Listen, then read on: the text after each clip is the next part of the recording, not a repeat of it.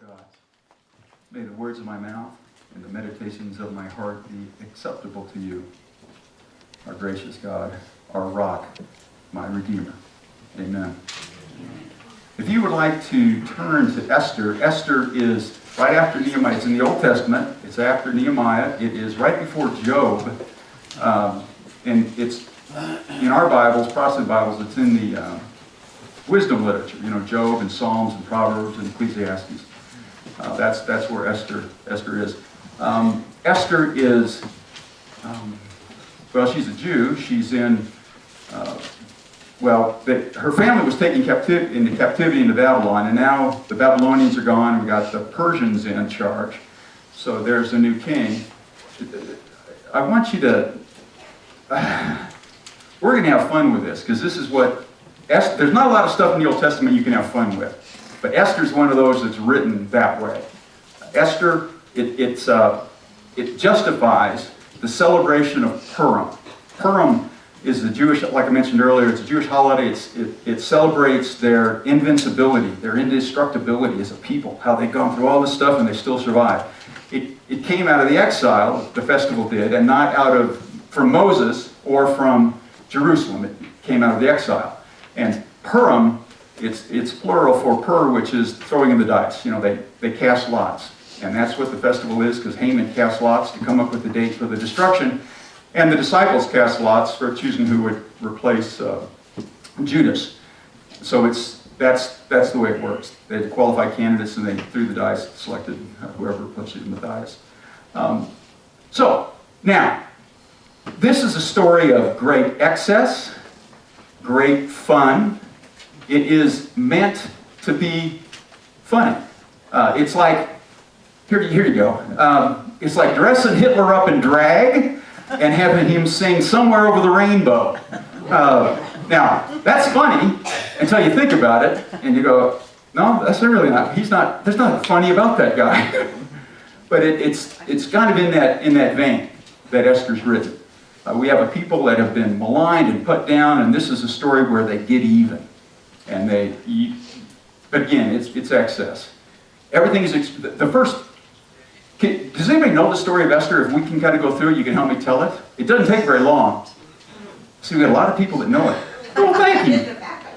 Thank you, you're ready. Okay. So it opens up with King Ahasuerus, and I can't pronounce the guy's name. Yeah, thank you. In the NIV, they call him Xerxes, because Xerxes was an actual Persian king. So they say, well, it happened about the same time, but of course, the real Xerxes was out fighting the Greeks during this time. So he wasn't even in the Susa when this was going on, but they used the name, and they use a lot of names just to give it more.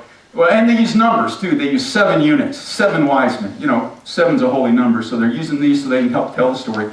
And it opens up, and they're having a party. They've got all their government officials and the army and everybody, and they're partying for 180 days. That's 6 months.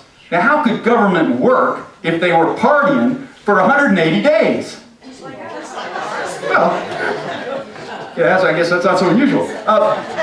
So at the end of that, they want to throw another party. So I guess he lets the civil servants go back to work, you know, delivering the mail and picking up garbage, whatever it is they're going to do. And he's got all of his officials there, and they say, we're going to have another party for 7 days. Let's bring out the big golden flagoons, and we're going to drink until we're crazy. So they just do all that stuff, and at the end of it, the king says, I'm sure in a drunken stupor, hey, why don't we bring out Vashti, my queen, and y'all can take a look at her. And that wasn't his, well, that was kind of his words. And so he sends his 7 eunuchs. Now think Stooges, if you would. Like 3 Stooges, or the 7 dwarfs, but they're impotent dwarfs. So he sends out the 7 eunuchs, and they go out and they say, hey, the king, I'd like you to come back. I think they talk like munchkins. The king would like you to come in, and Vashti says, no way, I'm not going. I think it's because they only wanted her to wear the tiara. That's the only article of clothing that they wanted her to wear. And that may have not been the best thing. But, so she says no, and the 7 eunuchs come back and say, King, we don't know what to do. And they're doing this, you know, this thing. She refuses to come. They said, oh no, it's a crisis of state. I'm not making this up, am I? This is the story. Thank you. It's God's awful truth in this case. So they have a crisis of state. Oh no, what are we going to do? Now this is Xerxes. This is the king. This is the guy that's in 300. This is the all-powerful king, and he can't get his wife to come out to a party because she had 7 days with the women, and they weren't going to mix.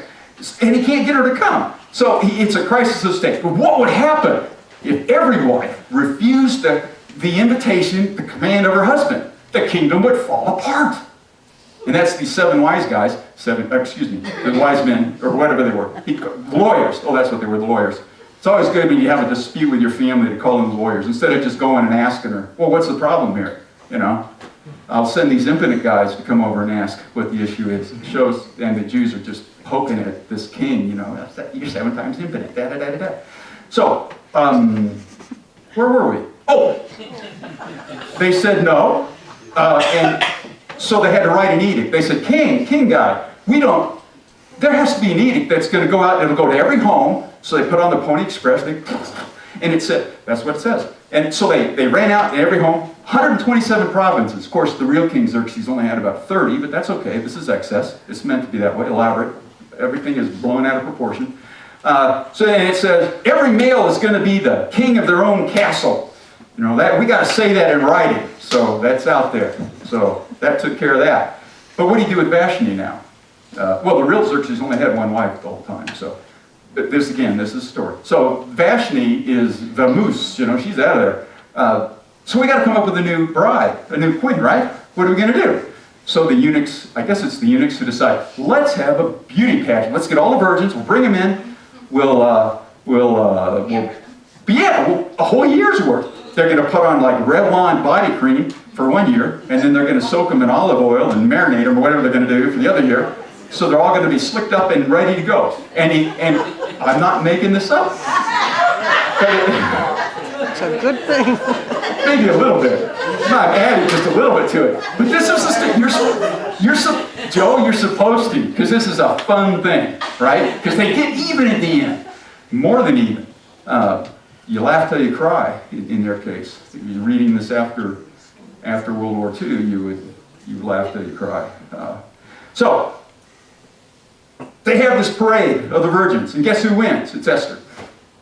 Esther's a Jew. Her father figure's Mordecai. So Esther gets into the king's palace. Now, in the meantime, the king says, I have to reward Haman. And everybody goes, boo, he's the enemy, right? He's the evil one. I got to reward Haman. Haman is, we don't know what he did, but he did something that's worthy of this great honor. So he's thinking, how can I honor Haman? No. Yeah. So he says, I'm going to send another edict out there, and everybody's going to bow down to Haman. Everybody. Well, who doesn't bow down to Haman? Mordecai. You don't know why. Mordecai just won't do it. Now, Mordecai, while he and Esther are Jews, they're not really practicing Jews. There's nothing about them doing any rituals. There's nothing about them going through the foods. None of that stuff. Now, we don't know about Mordecai. We know Esther didn't protest like Daniel. So they're Jews, but not really observant Jews, but they are Jews. So they... Where am I, Judy? He's rewarding Haman. Oh, they're rewarding Haman. That's right. They're rewarding Haman. We don't know why. So he's thinking about it. How would I reward Haman? So oh, no. Excuse me. I have this stream of consciousness every once in a while where my train just takes off, and I don't even know what track it's on every once in a while. I'm having fun with it, but I'm having too much fun with it. I got to just zone in here. You got to cut that part out, aren't you? When all else fails, look at the notes. Well, Haman didn't want him to let that go about his wife, and Haman, I think, suggested getting the new wife. So Esther comes in. Well, Haman, one of the eunuchs suggested getting a new wife, but yeah. So Haman is rewarded. Everybody's got to bow down. Now Mordecai doesn't do it. He's really mad. So there is this animosity toward Mordecai already. He says, "What can I do to get?" And he goes home and he talks to his wife, you know, and so Haman goes back and says, "I know what I can do. I'm going to get the king to issue an edict." He says, "There's a bunch of people in your kingdom, king guy, that are rabble-rousers, they're troublemakers. They need to be taken care of." So he uses what's called a homophone. It is it is a word that means another word. It can be like altar, A-L-T-A-R and A-L-T-E-R. That's a homophone. What are some others? Witch, like witch that rides a broom, and which one's which? What are some others? Your, There, and you are. there. Here and here. There, yeah, there. Five. Pardon? Succeed. Well, capital and capital. Red and red. Red and red. Okay, there's a bunch of them. So the edict says, and he tells this to the king, because he knows the king's not real bright. So he tells this to the king. Says, and we're going to do this, and he uses that Hebrew word. So the king hears enslavement, probably, which also, it fits in with what Esther says later on, because she talks about enslavement instead of just destruction. So the word means enslavement or destruction. Haman uses it, and the king hears it one way. Haman doesn't correct him. When the edict goes out to all the provinces. So, and Haman, in order to get the date, he throws the dice, and he says, okay, this is going to be on the 13th of Adar, it's the 12th month, and that's the date that all the Jews are going to be killed by edict. We're going to kill them all. That's about a year out from here.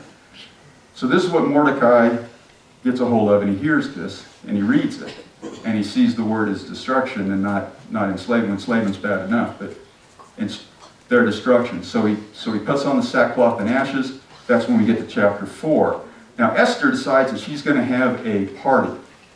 So she invites the king and Haman to this party. She says, she gets his attention, she gets a meeting with him, says, I want to have this feast for you. And I'm going to ask you, I'm going to have a request from you. And the king says, I'll give you up to half of the kingdom. So they go through this banquet. Haman's all excited because he gets this, he's with the queen and the king and he thinks he's hot stuff. But Esther doesn't make a request then. She's going to wait another day. That night, the king can't sleep. So he gets out the royal records. And he has one of the eunuchs, I guess, read to him the royal records. Well, in it is a record of Mordecai that had foiled an assassination attempt on the king. I don't know how many years earlier. Mordecai, here's another coincidence. Now, there are a lot of these God winks, coincidences, synchronicities in this story. Esther almost didn't make it in the canon because it doesn't mention God anywhere. But God is working behind the scenes, kind of making things happen through a series of coincidences that people can, if they're paying attention, pick up on. So the king, he can't sleep, and he wants, middle of the night, he gets the records, and he sees where Mordecai had thwarted this attempt. He had reported to Esther. Esther told the king, and they had the two eunuchs killed that had wanted to kill the king. He said, did we ever do anything for Mordecai? And the eunuch says, I don't think so. No, we never did. And he's thinking about it. He looks out in the courtyard, and there's Haman walking around the courtyard. Now, why is Haman there in the middle of the night? Another coincidence. He says, Haman, come here. I got to talk to you for a minute. What would you do how would you approach this? I've got this man I really want to honor. And Haman, of course, thinks it's him. Here's his ego. And he says, it's got to be me, right? Because who else would the king want to honor but me? So Haman says, okay, yeah, let's talk about that. And what would you do, Haman? And Haman says, King, he didn't say king, but he said, I would get my best robe, and I would put it on this man. I would get my gold, and I'd put it on him. And I'd put him on my best horse. And I would lead him personally through all the square, and everybody could see him. And the king says, well, that's a great idea. Tomorrow, go get Mordecai.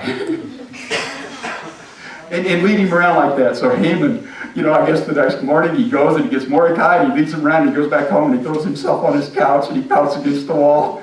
Says, oh, nobody likes me. I did this. And his wife says, what's up with you? Why are you so grumpy about this? And then she says, oh, Mordecai's a Jew.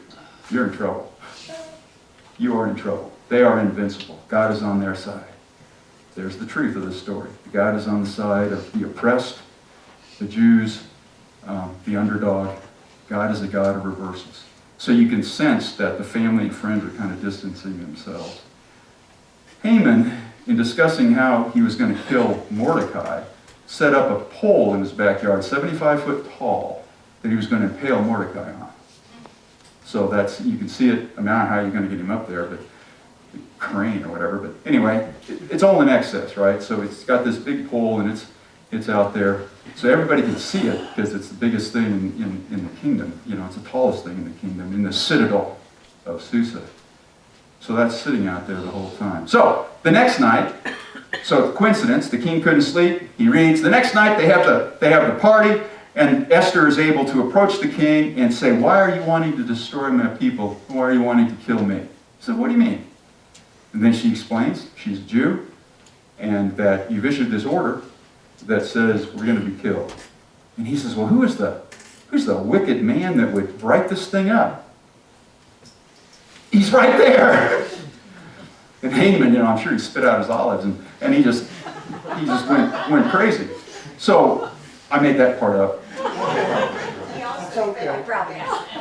Yes, he did. So the king goes outside. He's all frustrated. For once in his life, he doesn't have somebody else telling him what to do. So he goes out, he walks outside, he's pouting, and then he comes back in, and Haman, in the meantime, had thrown himself on the couch, trying to get the queen's mercy, I guess. And he says, "What are you doing? You're molesting my wife right here in front of me? What are we going to do with you?" And this helpful eunuch says, "Boss, there's this post out there. Let's put him on that." So they did. Esther inherits all of Haman's property. But they still got the edict. And it's a law apparently that can't be revoked, which isn't true. I mean, the person didn't have that understanding, but it moves the story along. So Mordecai writes up another one that says, okay, we can defend ourselves as Jews on this day. And we're going to take another day to do mob operation. So we're going to need 2 days, 13 and 14. So we're going to need a couple days. We're going to need to defend ourselves. And boy, do they. And the record is, it recorded in the book, again, there's no record in the Persian Empire, but in the book, it says that they killed 75,000, and others converted. Little forced conversion. So that is the story of Esther and Mordecai and Purim. It is meant to be burlesque, kind of a vaudeville kind of funny thing. Think early Woody Allen or Keystone Cops or whatever. But don't miss the truth. You are here for such a time as this. Who is it in your life and in your circle that needs to hear from you? Fathers, this is a good day for that. Who do we need to tell that we love? Who should we be calling? And if your father's still alive, that, in my case, I already talked to them last night, but talk to them. Who is it in your school, in the schools that are here in the community, East Franklin? What child needs what you can offer? You can help them read. What child needs to hear that they're loved and they're cared for? A lot of kids are just thrown away. They go to school hungry. They go to bed hungry. Can you be involved in the food program? Do you have a niece or a nephew, a child, that needs to hear from you how much you care for them? Can you be a voice of calm and reason on Facebook instead of just spewing crud out? Can you be a voice, a rational voice? Can you be a rational voice in the discourse that's going on now? You are here. You're not here by coincidence. You could call it coincidence, but it's a God way. You're here. It's synchronicity that these people that are put in your path and in your life, they're here for you. Are you going to step up and be the presence of Christ in their life? What this tells me also about the Word is it needs to be seen and heard. All of Haman was counting on the king not reading, and apparently the king doesn't read his own edicts, apparently. A lot of people are that way. They just don't read everything they should. You got to read it to understand it. You got to hear it, and you got to read it, and you have to be the Word made visible. Is the Word being seen in you? Are you living the Christ-like life that people can see the light of Christ in you? Are you living the Word? It's in black and white. But is it part of your life? Is it taken in and is it lived out so that it can be seen? Not only just heard, but seen. Are you a doer of the Word and not just a hearer only, as James said in verse 7? That, I think, is it's funny. They gave The author gave us the truth with some great handles to carry it, and I hope you remember that. You probably remember the only thing about Hitler drag, probably, but remember the truth behind that, behind the story of Esther. You, each of you, are the only ones who can be present in your life, that you can be that influence of good in somebody else's. There are elders that are being abused. Are you aware of that? Are you in touch with that? Maybe you're the one that can offer the help, get the help to them. Children, pets just thrown away.